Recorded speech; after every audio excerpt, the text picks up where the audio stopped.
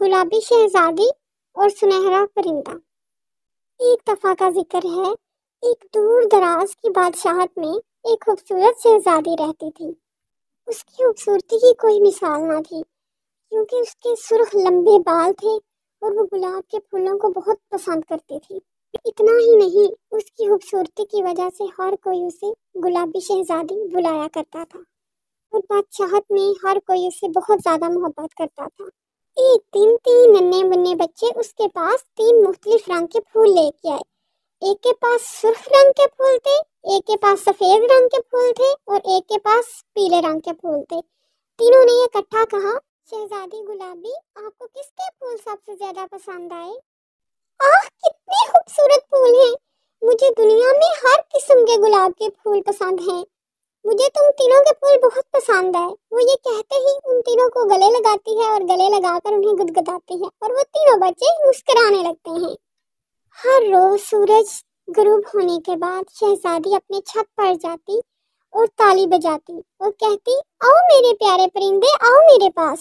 اور پتہ نہیں کہاں سے ایک خوبصورت سنہری پرندہ اس کے پاس آتا اور آ کر اس کے کندھے پر بیٹھ جاتا۔ شہزادی کے بال چمکنے لگتے، تیز لال روشنی کی طرح۔ اوہ میرے شرارتی پرندے، تم میرے بالوں کے ساتھ کھیلنا چاہتے ہو؟ جلد ہی سنہری پرندہ خوبصورت طلسمی گیت گانا شروع کر دیتا ہے اور شہزادی بھی اس کے ساتھ گانے لگتی ہے۔ اس طلسمی گیت سے سب کو سلطنت میں بہت میٹھی میٹھی نیند آتی ہے اور بہت اچھے اچھے خواب۔ اور شہزادی کہتی ہے، شبہ خیر میرے پیارے پیارے لوگوں، تم سب کو اچھے اچھے خواب آئیں۔ اور بہت سے سال ایسے ہی وہ سنہری پرندہ اور شہزادی بہت اچھی لوری گاتے، جس سے سلطنت میں سب کو بہت اچھی نیند آتی اور اچھے اچھے خواب بھی۔ ایک دن بہت برا حادثہ ہوا۔ ایک خوفناک چڑیل کو شہزادی گلابی کا پتہ چل گیا۔ وہ شہزادی کی خوبصورت آواز سے جلنے لگی تو اس نے شہزادی کو بد دعا دینے کا سوچا۔ اس نے اپنا طلسمی گیت پڑھا، جس سے شہزادی کے بال کوئلے کی طرح کالے ہو گئے۔ آہ ہائے میرے اللہ، یہ میرے بالوں کو کیا ہو گیا؟ ان کا رنگ کیسے بدل گیا؟ پر مجھے اپنے لوگوں کے لیے گانا ہوگا تاکہ ان کو میٹھی میٹھی نیند اور میٹھے میٹھے سپنے آئیں۔ معمول کی طرح شہزادی نے اپنی چھت پر جا کر تالی بجائی اور وہ سنہری پرندہ طلسمی گیت گانے لگی، لیکن اس رات لوگوں کو بہت خوفناک سپنے آئے۔ اگلے دن سب لوگ بہت ڈرے ہوئے تھے اور ان سب نے اپنے خوفناک خوابوں کا ایک دوسرے کو بتایا۔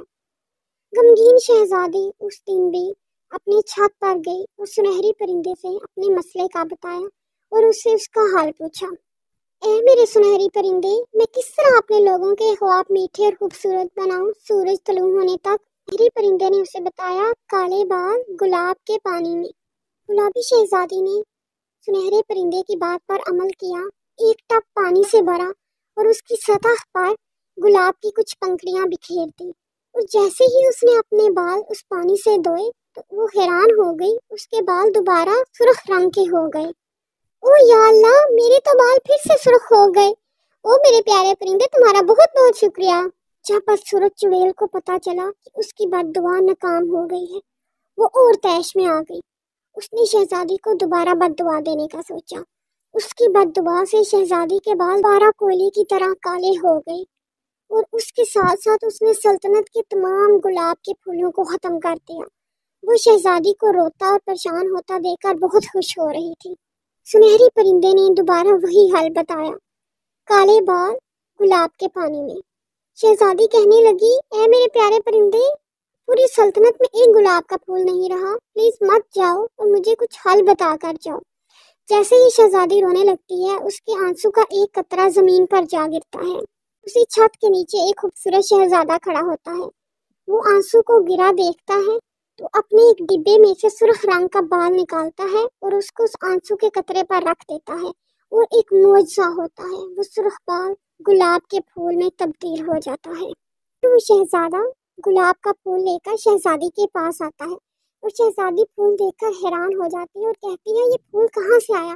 تو شہزادہ بتاتا ہے کہ میں نے تمہارے آنسو کے قطرے سے یہ پھول بنایا۔ سب حیران ہو جاتے ہیں۔ جیسے ہی شہزادی وہ گلاب کی پنکھڑیاں پانی میں ڈالتی ہے تو اس کے بال دوبارہ سے سرخ ہو جاتے ہیں۔ शहजादे से पूछता है, ए नौजवान, ये बाल तुम्हारे पास कहाँ से आया? तो शहजादा बताता है, बादशाह, जब हम दोनों बच्चे थे तो हम दोनों ने एक दूसरे का बाल वफादारी के सबूत के लिए एक दूसरे के पास रख लिया था। और फौरन ही शहजादी भी शहजादे का बाल एक डिब्बे में से निकाल कर दिखाती है और उसी दिन ही शहजादा और शहजादी का निकाह हो जाता है और वो हंसी खुशी रहने लगते हैं। और वो बदसूरत चूड़े छोटे छोटे टुकड़ों में फट जाती है और उसके बाद ही सल्तनत के तमाम गुलाब के फूल वापस आ जाते हैं और मामूल की तरह शहजादी हर रोज गीत गाती है, जिससे उसके सल्तनत के तमाम लोग मीठी नींद सोते हैं और अच्छे अच्छे सपने देखते हैं।